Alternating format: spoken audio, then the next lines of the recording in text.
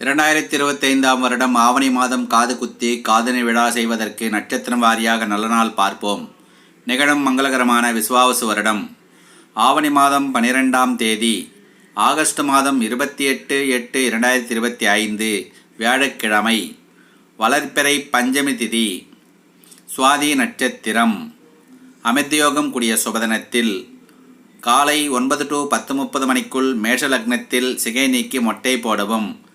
பிறகு பகல் 10:30 to 12 மணிக்குள் ரிஷப லக்னத்தில் காதணி விழா செய்ய வேண்டிய குழந்தைகளின் நட்சத்திரங்கள் மகம் மூலம், உத்திரம் உத்திராடம், மிருகசீரிஷம் சித்திரை, புனர்பூசம் விசாகம், பூசம் அனுஷம் ஆகிய நட்சத்திரங்கள் உள்ள குழந்தைகளுக்கு காதணி விழா செய்து கொள்ளலாம்.